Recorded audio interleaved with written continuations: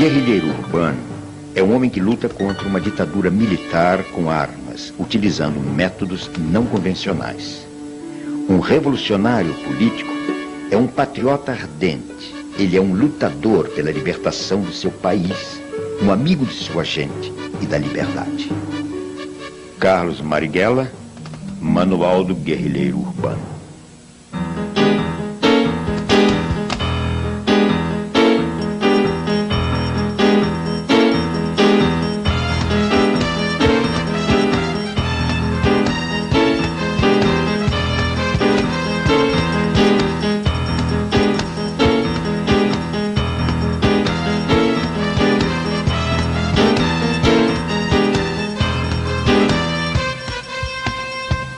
Poeta, estudioso, né? Rebelde, brincalhão, duro, coerente.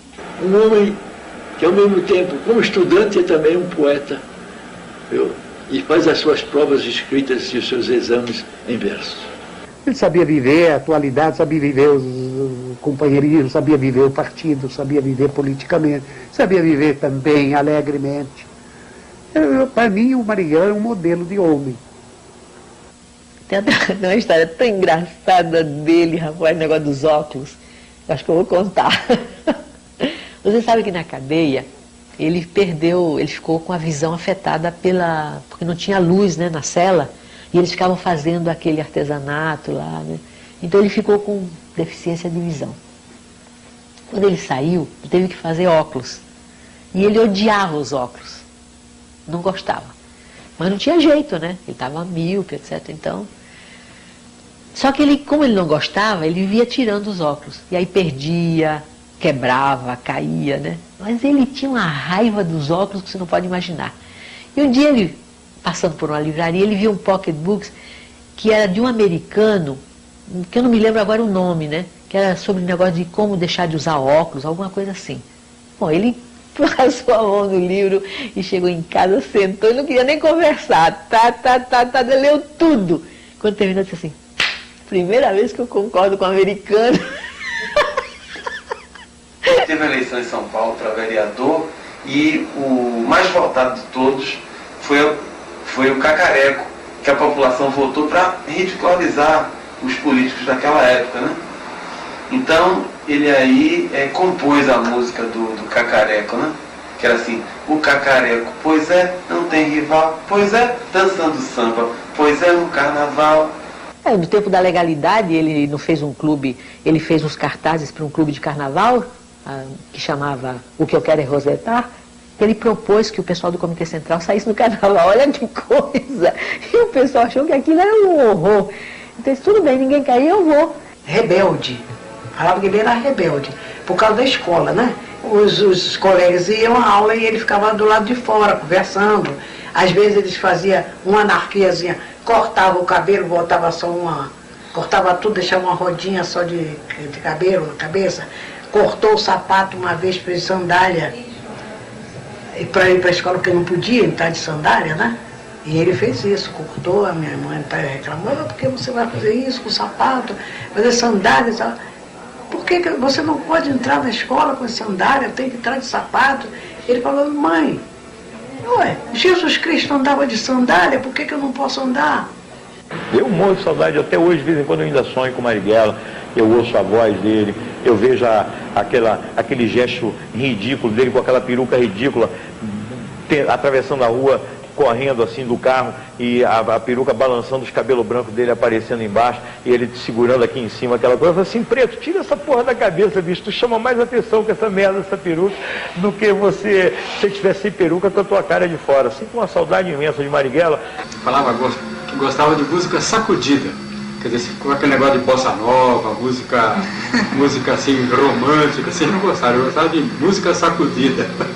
Agora, as mulheres eram muito apaixonadas por Marighella, todas loucas, e inventavam. Marighella disse: eu não conheço essa senhora, como é que ela disse? Eu acho que o Marighella, ele representa uma síntese de todo um processo de luta, né? Que desde a luta contra o colonialismo, então, depois os negros, os índios, enfim, da classe operária e vem aí. Quer dizer, analisando a história, não é só feita de vitórias, também é feita de várias derrotas, mas essas derrotas ensinam. Nós não estávamos prontos para vencer, isso está claro, mas deixamos uma marca, um exemplo, enfim. Eu acho que é isso. Afinal de contas, quem é você, Marighella? Que dá sua vida por tudo isso. Quem é você?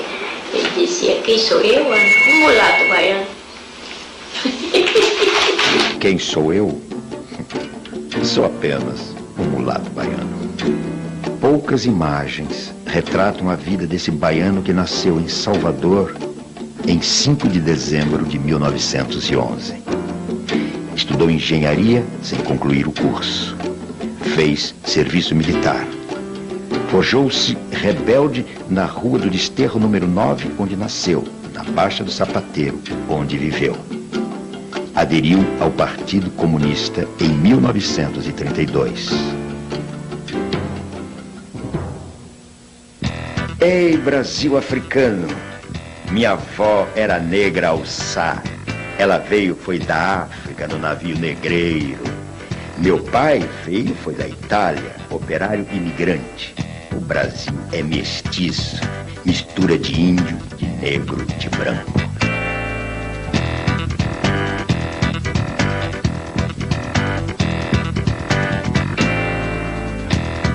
Quem fez o Brasil foi o trabalho de negro, de escravo, de escrava, com banzo, sem banzo.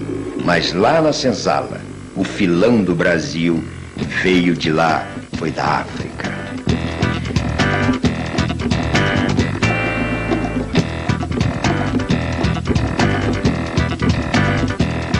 O fracasso da insurreição comunista de novembro de 1935 levará à prisão o jovem militante Carlos Marighella no dia 1º de maio de 1936, aos 25 anos de idade.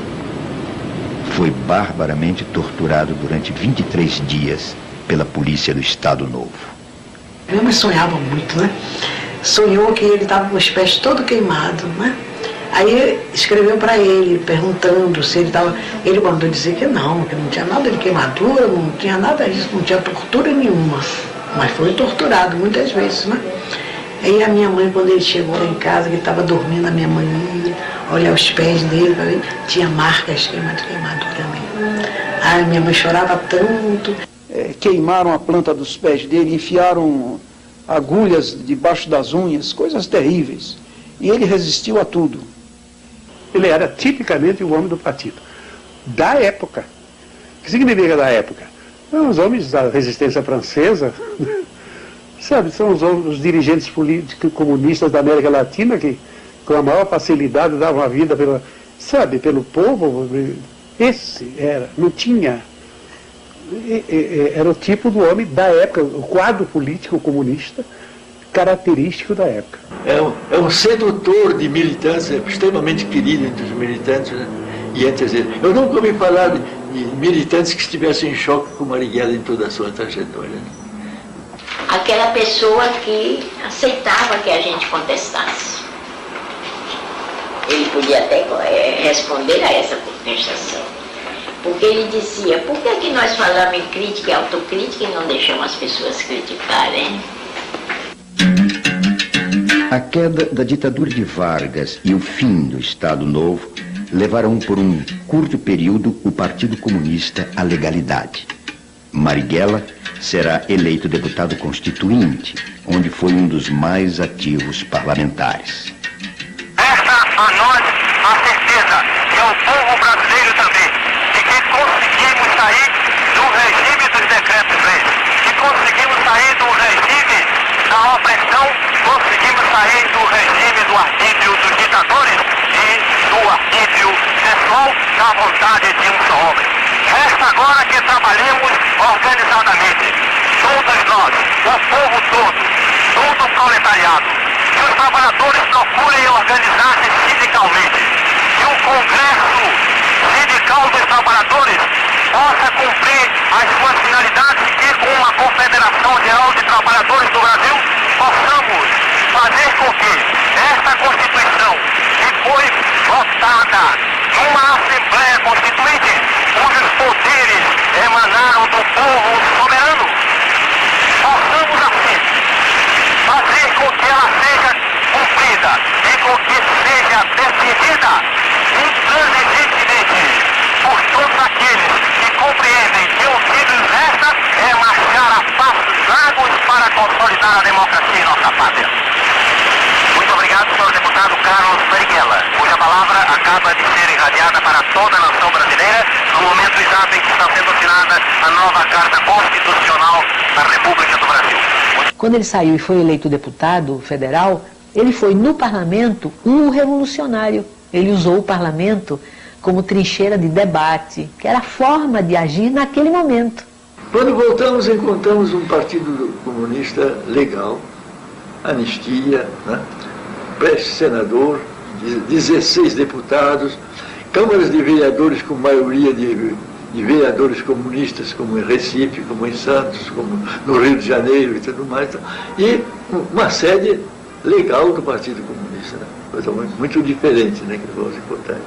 Então aí eu vou encontrar Marighella como um membro da direção, mas de maneira muito longínqua, porque ele está no parlamento, é aquele jovem parlamentar, viu, inteligente e criativo. Cumpri pena de 7 anos e meio de prisão durante o Estado Novo. Fui anistiado em 1945 e eleito deputado à Assembleia Constituinte como representante do Partido Comunista. Em 1948, fui expulso do parlamento juntamente com os demais membros da bancada comunista, quando já então a Constituição de 1945, elaborada com a participação dos comunistas, estava promulgada e desde o momento da cassação de nossos mandatos, também flagrantemente violada. O Partido Comunista é cassado e Marighella volta à clandestinidade. Será o responsável pelo setor de agitação e propaganda do partido.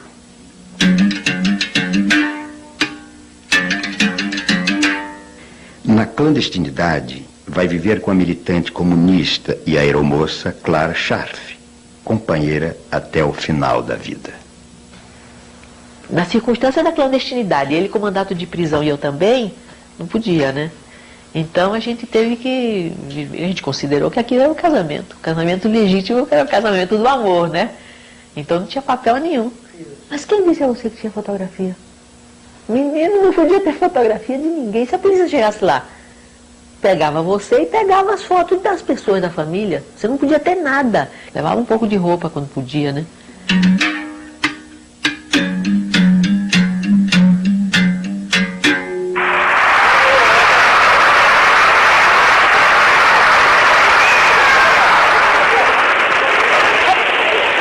Prometo manter, defender e cumprir a Constituição da República, observar as suas leis, promover o bem geral do Brasil, sustentar-lhe a união, a integridade e a independência.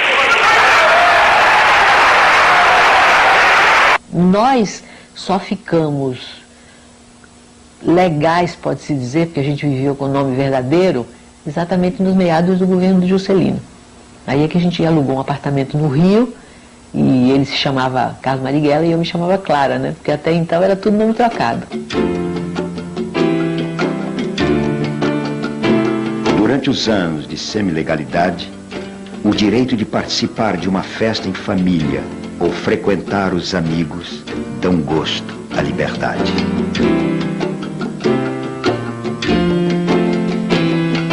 A desestalinização pega Marighella no contrapé. Fica surpreso com a denúncia dos crimes de Stalin. Ele chorou. Uma coisa que difícil de acreditar, né? Marighella chorando, né? Mas ele... isso eu sei porque eu assisti essa reunião. Quando os jornais começaram a publicar a denúncia do relatório do Khrushchev, né? Que era o famoso 20º Congresso do Partido Comunista da União Soviética, os jornais começaram a dar. Eu me lembro do Estadão, né? E todo mundo dizia, imagine, isso é mentira, isso não aconteceu nunca, isso aí é obra do imperialismo, aquelas coisas que a gente dizia, né? Não acreditava em nada, né? Mas todo mundo angustiado para saber se era verdade, se não era verdade, tanto que o partido mandou o Arruda à União Soviética para saber se aquilo era verdade ou não. E aí fizeram uma reunião do Comitê Central para o Arruda dar as informações, quando ele voltou. E essa reunião é uma reunião dramática, viu? Quando aquilo foi confirmado, foi como se fosse, parecia uma bomba, né, em cima de todo mundo. As reações foram muito diferentes. Essa reunião provocou depois a saída do Jorge Amado, a saída do Agildo Ribeiro. Muita gente saiu do partido naquela época, começou a sair, depois que ficou confirmado, né? Então, o Marighella, na hora que foi falar, ele chorou na tribuna. Todo mundo ficou... Até o Agildo veio conversar com ele, o Astrogildo, né? Ele ficou... Mas, quer dizer, era um choro de... Sabe quando você acredita numa coisa, que depois você vê aquilo ruir?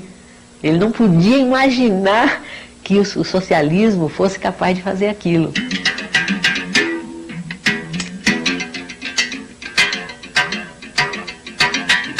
O PCB contava com o seu fortalecimento no quadro das forças que apoiavam Jango, o que lhe daria a recuperação do estatuto de partido legal, que ele ainda não conseguiu ser, e de aumentar, é claro, a sua influência, que naquele período, naquele momento, era grande no meio da esquerda, digamos, de inclinação mais revolucionária. Com o alto testemunho da nação e com a solidariedade do povo, reafirma seus propósitos inabaláveis de lutar com todas as suas forças pela reforma da sociedade brasileira, não apenas pela reforma agrária, mas pela reforma tributária, pela reforma eleitoral ampla, pelo voto do analfabeto, pela elegibilidade de todos os brasileiros, pela pureza da vida democrática, pela emancipação econômica, pela justiça social e ao lado do povo, pelo progresso do Brasil.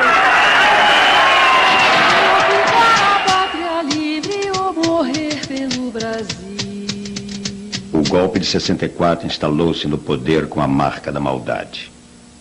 Já no 1º de abril, primeiro dia do golpe, o dirigente camponês e ex-deputado constituinte pelo Partido Comunista, Gregório Bezerra, foi arrastado pelas ruas de Recife, humilhado, espancado e preso. Em maio de 64, policiais vão prender Marighella num cinema no Rio de Janeiro. Marighella resiste, reage. Recebe um tiro no peito. Quando é libertado, visita os jornais para denunciar a violência. Escreve o livro Por que Resisti à Prisão. Prega a resistência à ditadura. Os brasileiros estão diante de uma alternativa. Ou resistem à situação criada com o golpe de 1º de abril, ou se conformam com ela. O conformismo é a morte. Várias vezes ele me disse que a vida dele não tinha importância, que se ele morresse, a luta continuaria. E várias vezes ele me disse, eles não me pegaram vivo. E ele citava sempre o fato de que ele tinha, já, a primeira vez, logo depois, ele insistia muito nisso, que a atitude que ele teve quando tentaram prender logo depois do golpe de Estado de 64, a atitude de tentativa de resistência à prisão, que ele quis dar ali um exemplo. E esse exemplo se dirigia aos seus companheiros do partido, que era preciso resistir à ditadura. Mas resistir, resistindo. Sou comunista. Sou dirigente comunista. Não abdicarei jamais de minha condição de comunista. Esse direito eu o tenho assegurado pela Constituição. Não há força humana que me possa afastar do ideal que abracei. É uma questão de convicção. Minhas ideias estão expostas em artigos e trabalhos escritos. São coisas públicas e legais, do conhecimento de todo o mundo, obviamente também da polícia.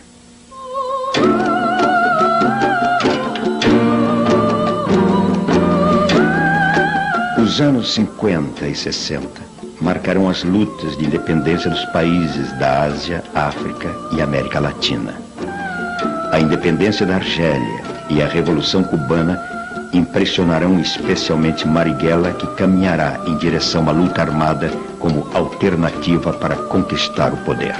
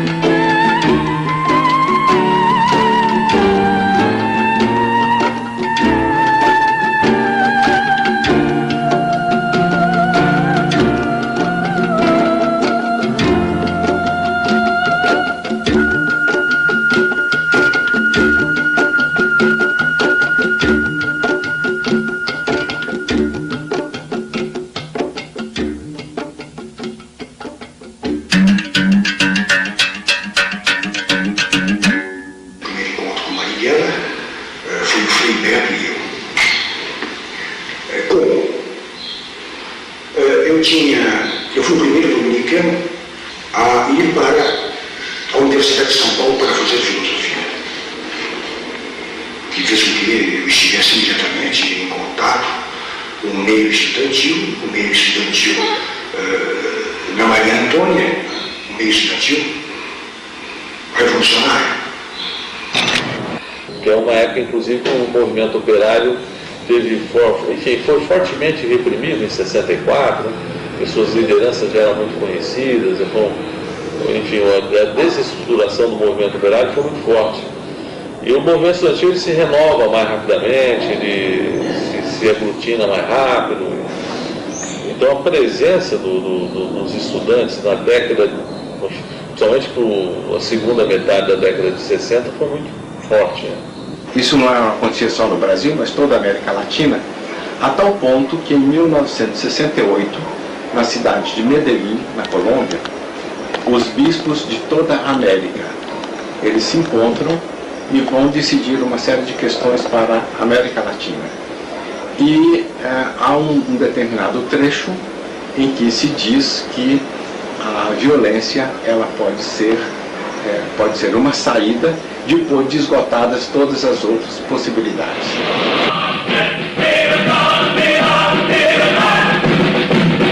No hay duda que la ola se ha vuelto muy importante. Nos encontramos sentados frente a Marighella, nos hable acerca de la situación actual en su país. Há várias organizações, agrupamentos, correntes e forças outras que defendem uma posição revolucionária, que estão dispostas a ir à luta armada, que têm a convicção de que o caminho brasileiro para a salvação de nosso povo é a luta armada e que podem realizá-la. O que é necessário é passar à ação, fazer com que essas forças se coordenem no mesmo sentido e que passem ao desencadeamento da luta, que se preparem, que vão, portanto, à área rural, que é onde nós podemos no Brasil desenvolver a luta, que pode ser apoiada pelos trabalhadores, por todo o povo dentro das áreas urbanas e, nesse sentido, marchar para conseguir a vitória, que no Brasil só podemos conseguir realmente se juntarmos esse nosso esforço ao esforço de todos os outros povos latino-americanos. Y nuestro saludo a los que en Vietnam, o en Venezuela, o en Guatemala, o en Colombia, o en Bolivia luchan con las armas en la mano, invencibles contra los imperialistas. Nous savions qu'il y avait un communiste dissident qui voulait la lutte armée sur une base à peu près voisine de la nôtre. Oui.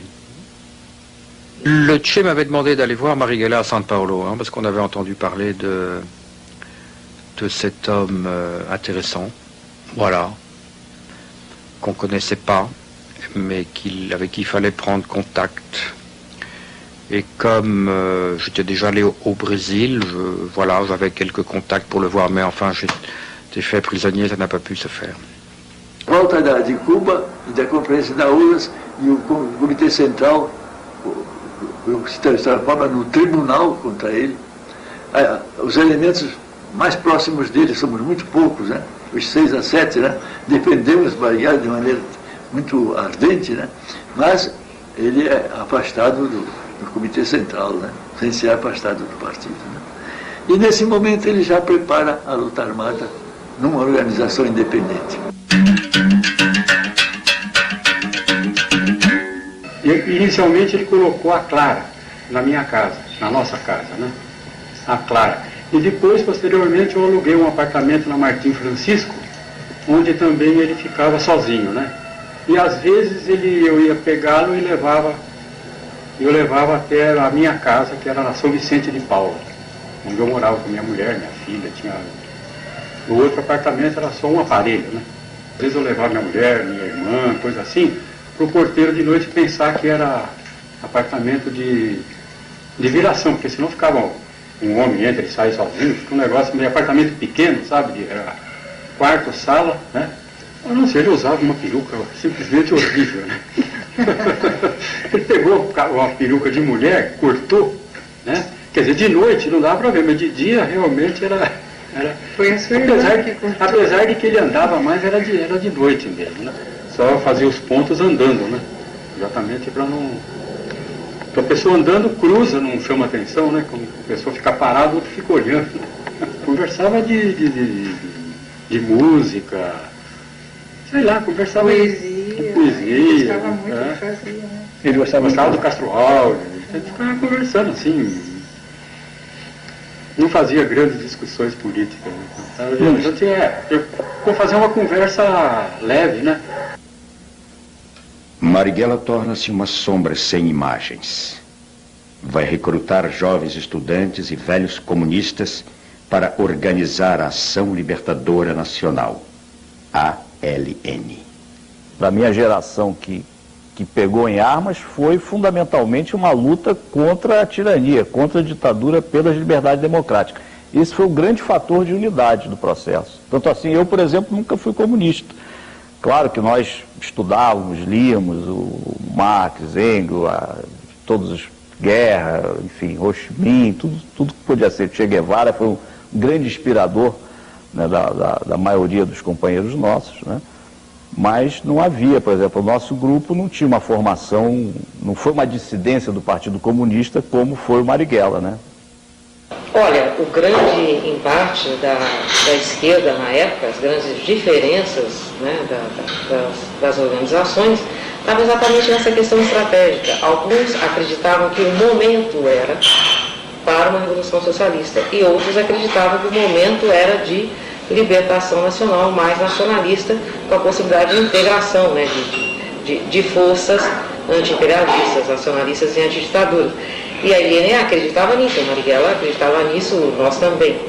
67, 68 a gente já está em alguma atuação política, crítica à ditadura, mas vai ser mais 68, início de 69 que vai ter a ligação com o Marighella. Primeiro foi Oswaldo, depois Oswaldo e Beto entraram em contato com, eu acho que chamavam ele na época de Menezes.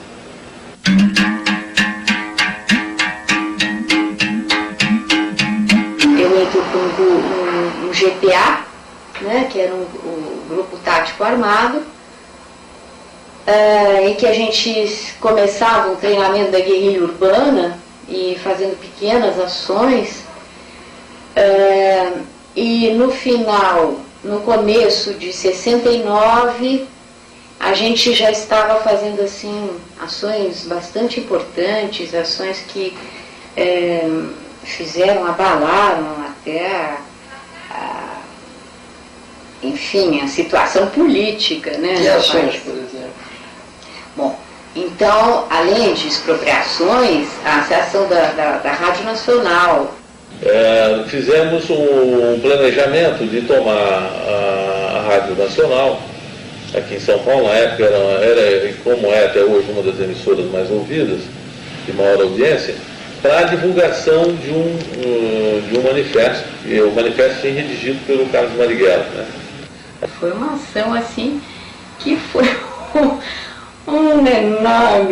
foi uma convulsão. Todo o pessoal de esquerda ficou maravilhado, achando que realmente a tomada do poder ia ser no dia seguinte, né? E que se anunciava a ida para o campo. Nós íamos tomar a cidade, queimar os títulos de propriedade do cartório de imóvel lá e tal, e fazer aqueles discursos e distribuir panfletos e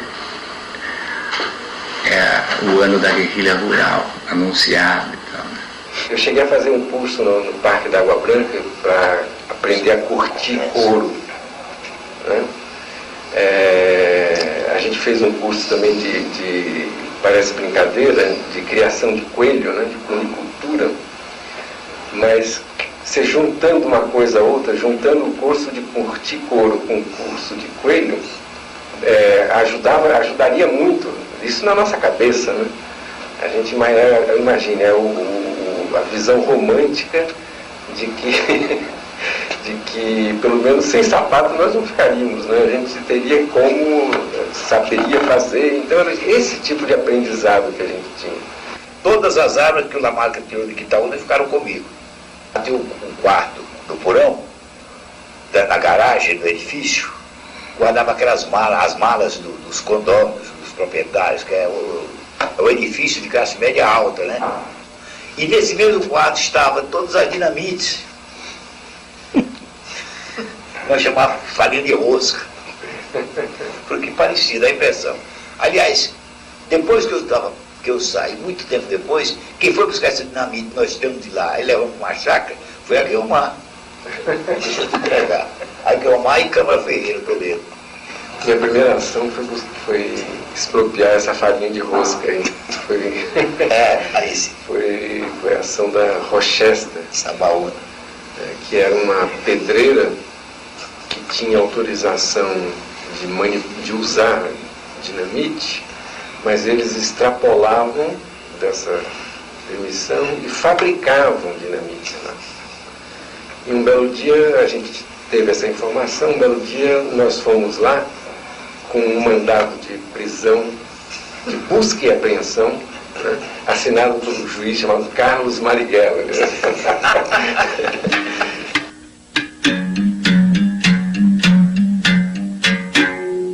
Ele foi capturado, ele não foi sequestrado. Né? Sequestro é outro tipo de crime, é um crime comum. Né? O que nós fizemos ali com ele foi nós capturamos um embaixador de um país aliado e até mais do que aliado de uma ditadura que oprimia a gente. Então nós não participamos do sequestro. E por necessidade militar da ação, nós o capturamos embaixo, no Botafogo, subimos logo em seguida um morro na Tijuca, né, para poder fazer a mudança de carro. E lá em cima ainda estava se construindo, tinha muita mata ainda, tal. Lá em cima ele ficou preocupado em ser assassinado, em morrer ali. E teve uma reação que foi a pior possível, que foi a de tentar desarmar um companheiro que estava do lado dele, que era o Virgílio. Estava eu e o Virgílio imobilizando ele, né? Ele segurou na arma do Virgílio e começou a se engalfinhar ali. E o desfecho daquilo não ia ser boa coisa, eu raciocinei. Podia ter um tiro acidental ali, lógico, né?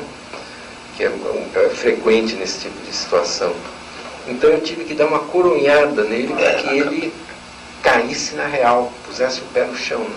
E eu fiz isso, eu dei essa coronhada nele, ele Na hora ele parou e percebeu e aí a ação se desenvolveu naturalmente. Pois bem, na casa ele me pediu desculpa por ele ter tido aquela reação. É que ele não sabia que nós éramos o grupo que ele estava constatando ser. Não existiu aquela tensão de quem vai matar o embaixador. Não existiu aquilo. Por que não existiu? Porque a ação nasceu vitoriosa. A primeira das exigências da ação era a quebra da censura da ditadura e a divulgação do nosso manifesto. E nós estávamos ainda no percurso, indo para casa, o manifesto já estava sendo lido. Quer dizer, antes de nós chegarmos na casa, ou no momento imediato da chegada da nossa casa, nós já sabíamos que a ação tinha sido vitoriosa. Demorou 4 dias em função de toda a tramitação, de toda a negociação que foi sendo feita, né? Da divulgação da lista, do atendimento de outras exigências, enfim. Foi um tempo natural da ação, mas ela foi vitoriosa a partir do primeiro momento. Então não se discutiu nunca a hipótese de matar o embaixador, de a gente ser derrotado naquela ação. E aí isso chamou a repressão, não tínhamos força para aguentar essa. E você pode ver o que o sequestro do embaixador americano foi a gota d'água. Joaquim Câmara Ferreira, o Toledo, era favorável e defendeu isso. Ele falou, então faz. Agora, evidentemente, Marighella tinha uma grandeza política que a partir do momento em que a ação foi feita, ele apoiou a ação, né? A ação da nossa organização, ele apoiou e proclamou a organização a apoiar. Mas ele defendeu isso, e eu ouvi da própria boca do Marighella que não era momento de se fazer uma ação como o sequestro do embaixador americano que ia assodar o poder contra nós. E foi o que aconteceu. Não é bem assim. Porque ele chegou na reunião realmente criticando a ação, criticando alguns aspectos da coisa. Quais, por exemplo? Ele não está sabendo, o primeiro deles. Ele e a organização não está sabendo, a organização como um todo não está sabendo. Por quê? Porque nós tínhamos uma série de companheiros no Rio de Janeiro que não estavam avisados e que foram pegos de surpresa. Realmente foi um erro não ter falado. Ele estava correto nesse tipo de crítica, né?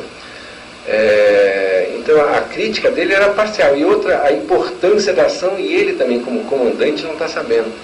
Mas aí nós argumentamos com uma única coisa, nós argumentamos com Carlos Marighella, né? Nós falamos, olha, ninguém precisa pedir licença, ninguém para fazer um ato revolucionário, né? E aí, que é uma máxima dele, né? E na hora ele concordou realmente.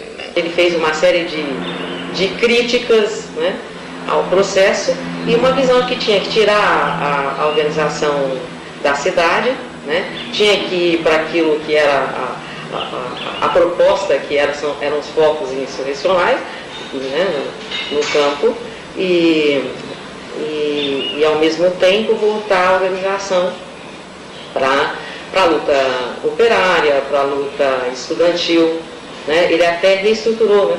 Eu lembro que nesse momento ele me deu uma incumbência que era a organização operária, né? Ele colocava muita esperança nos quadros que estavam sendo treinados fora, né? E tinha preocupação de retirar todo mundo daqui que estava queimado, né? Já estava identificado, colocar para fora para fazer treinamento e depois retomar o processo no campo. Cadê o jornal? Eu lembro bem disso, né? Não tem um jornal? Cadê um jornal? Que revolução vocês estão fazendo? Vocês não têm nenhum jornal. Era a forma dele dizer, vocês se afastaram da luta política, vocês se afastaram desse convencimento, né? Nós reunimos gente, nós arrumávamos dinheiro para o pessoal viajar, conseguimos condução para o pessoal viajar, né? Ajudávamos pessoas que precisavam de tratamento médico e enfim, tudo isso a gente conseguia. Mas isso aí, digamos assim, eram tarefas necessárias, mas não eram as tarefas primordiais. A tarefa primordial era de preparar o cristão, né, um grupo de cristãos, para a militância revolucionária. Quando o GTA caiu, Marighella ficou extremamente preocupado com a situação. Ele ficou muito abalado. Por quê? Porque o GTA estava se preparando, era um grupo melhor treinado e era um grupo que estava se preparando para ir para o campo. Então ele sabia que a cidade tinha uma situação muito complicada em que a gente estava cercado e não tinha como sair desse cerco. Esse foi o primeiro erro, foi a primeira vez que a gente cometeu esse erro de falar pelo telefone, porque a gente jamais falava pelo telefone do convento. Nesse dia, por milhares de razões, não foi possível telefonar de outro lugar, e aí nós, como é que a gente chama isso? Estou esquecendo o nome, quando a gente comete um erro de segurança. E a gente marcou o telefone encontrar com um amigo nosso, sem dizer o que era, naturalmente, mas marcou uma viagem para o Rio pelo telefone do convento. Então eles nos prenderam no Rio, e aí o seguinte, o Cianimário é que tinha a técnica da tortura e do interrogatório. O delegado Fleury queria nomes, nome, dinheiro, aparelho, era isso que ele queria. Ele estava no Rio de Janeiro, ele torturou pessoalmente? Ele foi para o Rio de Janeiro. Ele torturou pessoalmente. Sim, ele sim. E o interrogatório começa com vocês, com essa afirmação, vocês são base fixa do Marighella. E, por exemplo, nós não sabíamos quando é que ia ser um novo contato Marighella conosco. Nós tínhamos tido um contato algo como 15 ou 20 dias antes, portanto não era esperável tão cedo um novo contato, que em geral demorava algo como um mês. Não era regular, não tinha regularidade, mas era em torno de um mês. E eles repetiam muito que, mas vocês vão ter contato proximamente, né? Não, vocês vão ter contato proximamente, porque ele está muito perseguido, está muito acuado, vai procurar vocês, vai precisar de vocês.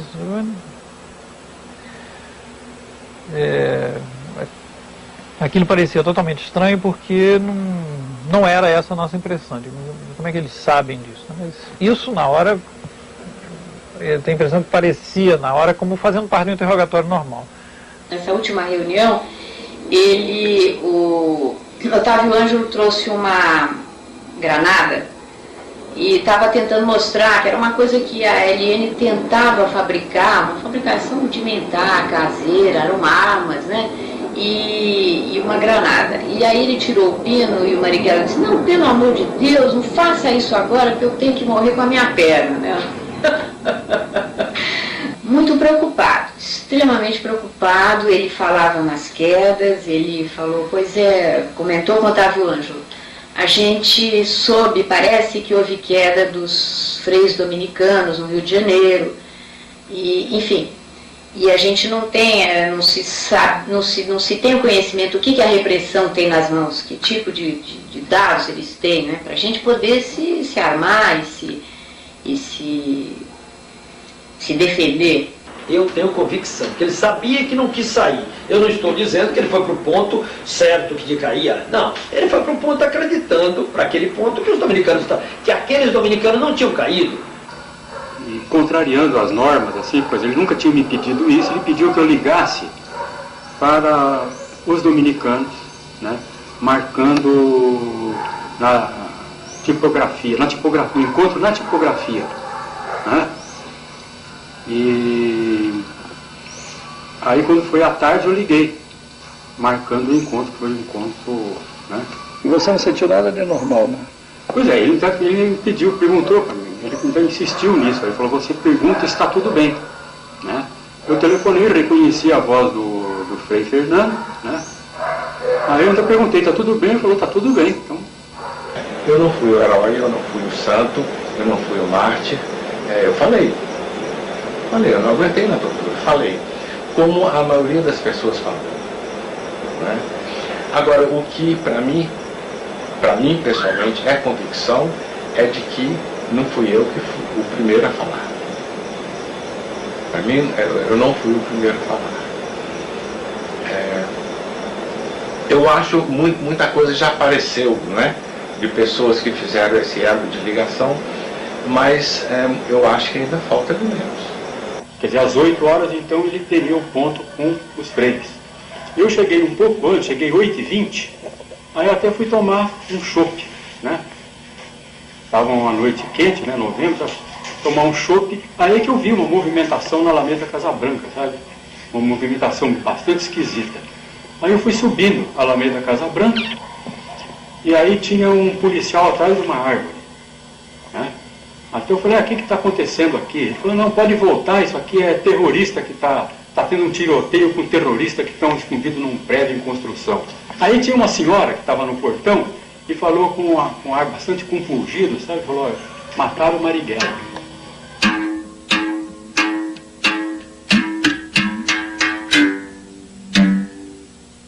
É preciso não ter medo.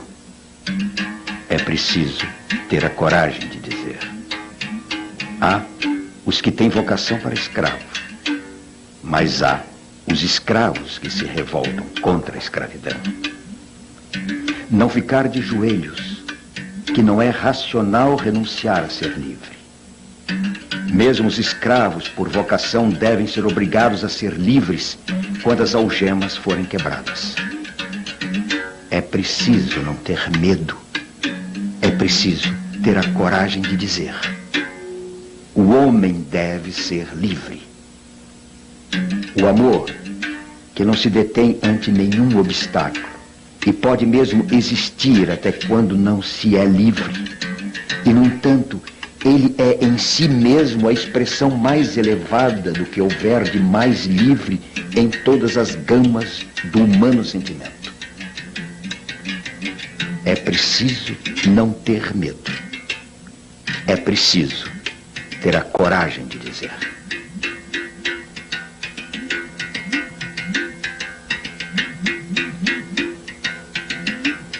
Marighella morre às 20 horas do dia 4 de novembro de 1969, aos 58 anos de vida, na Alameda Casa Branca, em São Paulo. As únicas imagens e movimento de Carlos Marighella até agora conhecidas registram Carlos Marighella morto. A capanga estava com furo, né, que eles atiraram, né, e dentro dessa capanga tinha um aparelho de barbear que ele carregava, né, quando ele saía, e um lápis, uma coisa qualquer lá para anotar, não sei se tinha algum documento, e um revólver, o tal do revólver que eles diziam que ele tinha dado tiro. E depois foi feita a análise da arma e ficou provado que ele não tinha usado.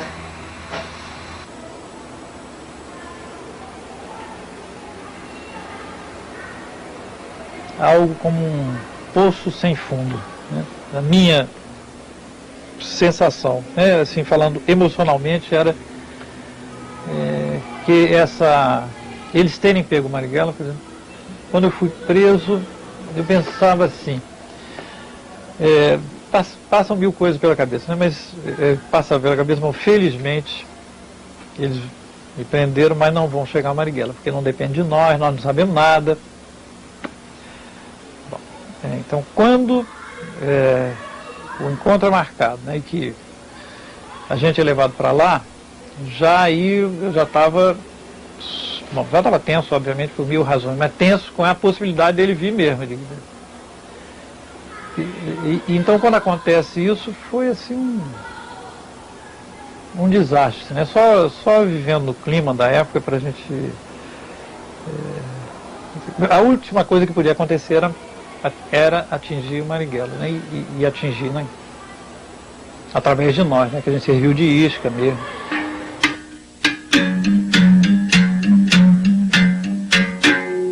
A repressão já estava, em 69 a repressão já está mais sofisticada, já está com o serviço de inteligência melhor, quer dizer, violenta, absolutamente violenta, como é óbvio, mas ao mesmo tempo com o serviço de inteligência mais desenvolvido, orientada pelas escolas, se podemos chamar desta maneira, dos Estados Unidos, escolas de repressão e tortura dos Estados Unidos, porque às vezes a gente esquece isso, né?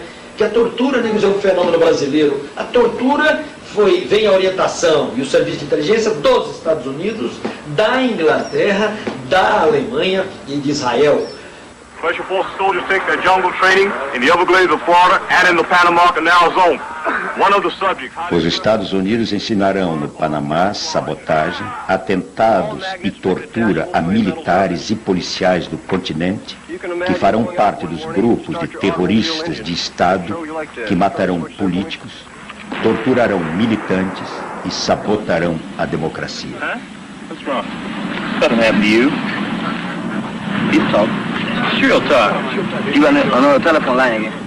A tortura, ela não é só, ela é moral também, porque eles xingam você de tudo quanto é nome, eles vão dizendo um monte de coisa, eles tentam desestruturar você através da tortura física, através do interrogatório, 10 pessoas fazendo perguntas ao mesmo tempo, você não sabe com quem falar, né?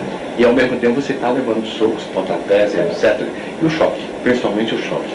No momento em que eles faziam uma pergunta, né, eles já davam o choque exatamente para você não concatenar as ideias.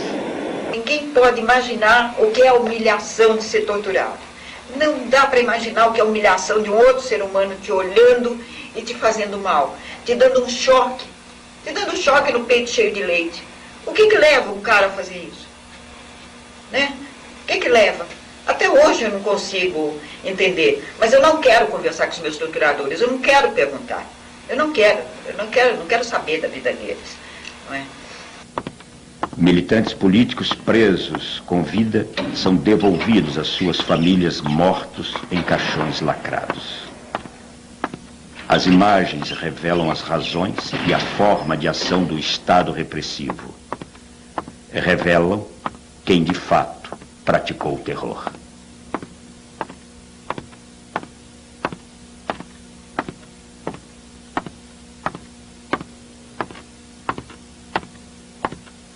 A acusação que faziam a nós, que nós éramos inocentes úteis, dentro daqueles velhos comunistas que nos usavam. Na realidade, muito pelo contrário, porque Marighella estava sempre na linha de frente, né, e demonstrou isso cabalmente. E quem realmente foi inocente útil, que fez o jogo, né, do imperialismo norte-americano, foram os militares que aderiram ao golpe. Quer dizer, nós não, nós sempre...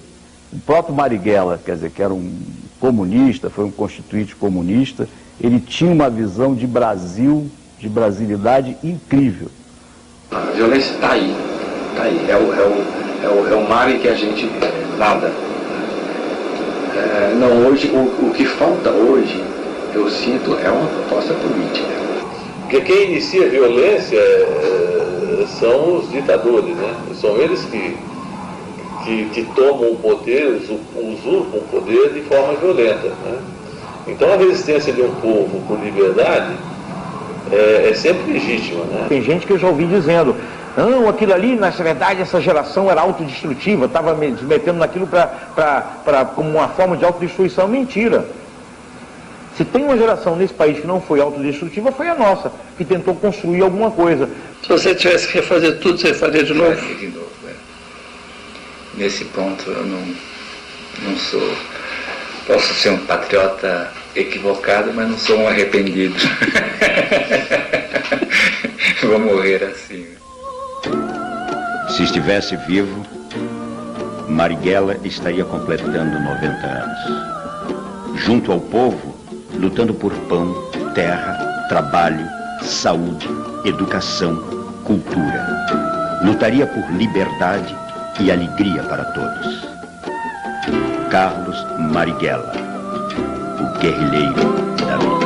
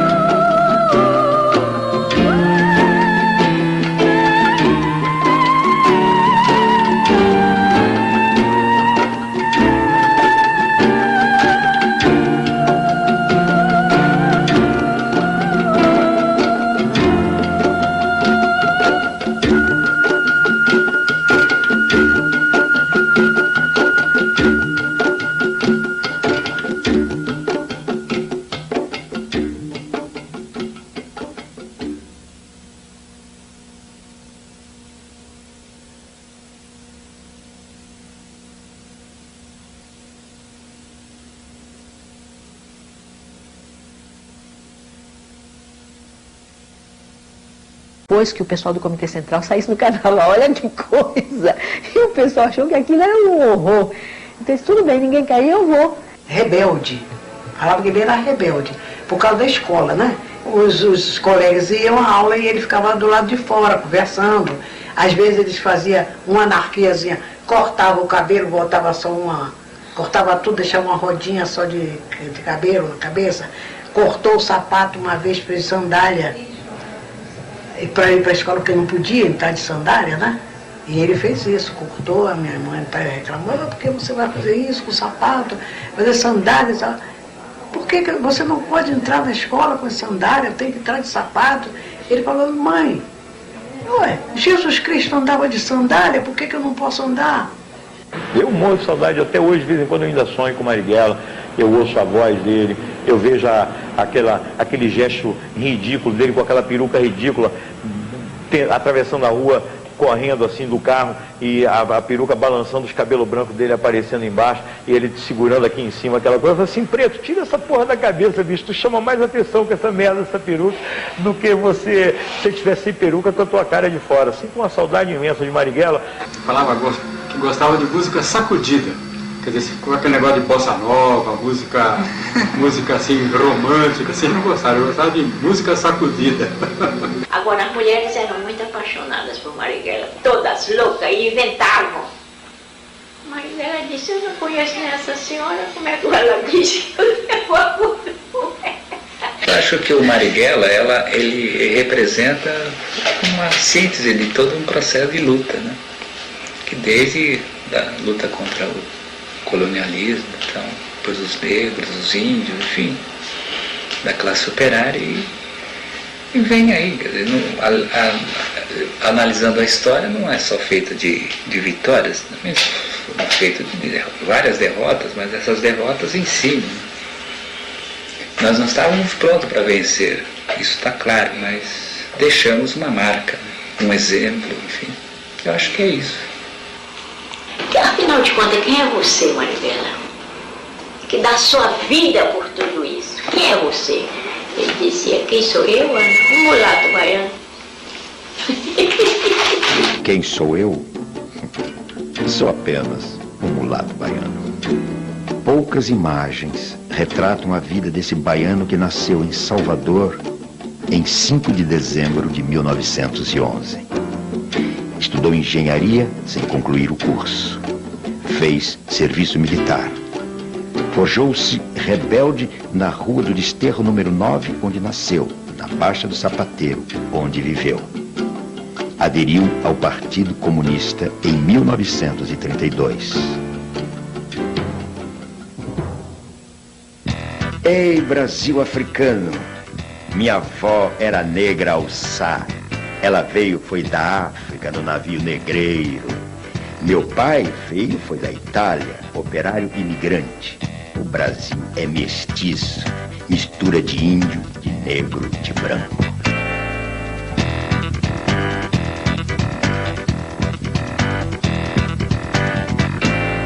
Sabia viver politicamente, sabia viver também alegremente. Para mim, o Marighella é um modelo de homem. Tem uma história tão engraçada dele, rapaz, o negócio dos óculos. Acho que eu vou contar. Você sabe que na cadeia, ele ficou com a visão afetada porque não tinha luz, né, na cela, e eles ficavam fazendo aquele artesanato lá, né? Então ele ficou com deficiência de visão. Quando ele saiu, ele teve que fazer óculos. E ele odiava os óculos. Não gostava. Mas não tinha jeito, né? Ele estava míope, etc. Então... Só que como ele não gostava, ele vivia tirando os óculos. E aí perdia, quebrava, caía, né? Mas ele tinha uma raiva dos óculos que você não pode imaginar.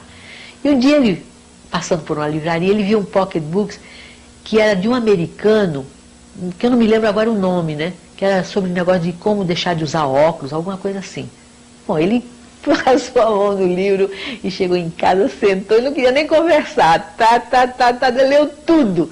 Quando terminou, disse assim, primeira vez que eu concordo com o americano. Teve a eleição em São Paulo para vereador e o mais votado de todos foi o Cacareco, que a população votou para ridicularizar os políticos daquela época, né? Então, ele aí compôs a música do Cacareco, né? Que era assim: o Cacareco, pois é, não tem rival, pois é, dançando samba, pois é, no carnaval. No tempo da legalidade, ele não fez um clube, ele fez uns cartazes para um clube de carnaval, que chamava O Que Eu Quero É Rosetar, que ele propôs.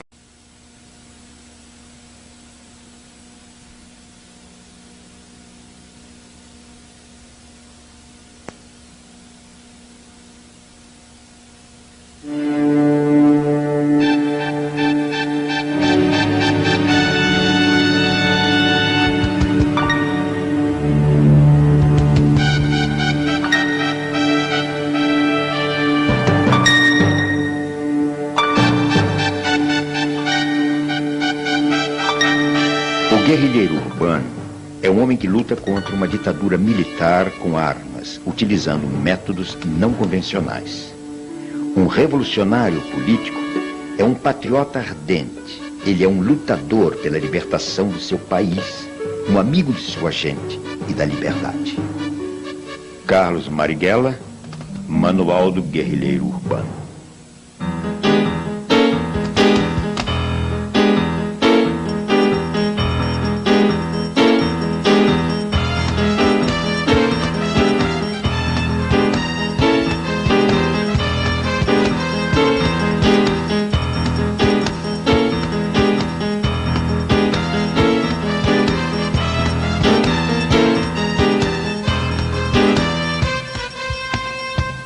Poeta, estudioso, né? Rebelde, brincalhão, duro, coerente. Um homem que ao mesmo tempo, como estudante, é também um poeta, viu? E faz as suas provas escritas e os seus exames em versos. Ele sabia viver a atualidade, sabia viver os companheirismos, sabia viver o partido, sabia. Quem fez o Brasil foi o trabalho de negro, de escravo, de escrava, com banzo, sem banzo. Mas lá na senzala, o filão do Brasil veio de lá, foi da África.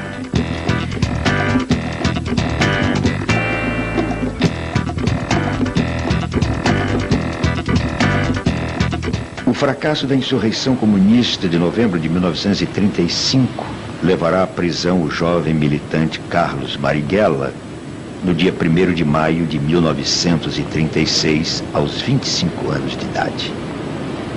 Foi barbaramente torturado durante 23 dias pela polícia do Estado Novo. Meu homem sonhava muito, né? Sonhou que ele estava com os pés todo queimado, né? Aí escreveu para ele, perguntando se ele estava... Ele mandou dizer que não tinha nada de queimadura, não tinha nada disso, não tinha tortura nenhuma. Mas foi torturado muitas vezes, né? Aí a minha mãe, quando ele chegou lá em casa, que ele estava dormindo, a minha mãe ia olhar os pés dele, pra ver, tinha marcas de queimadura mesmo. Aí minha mãe chorava tanto.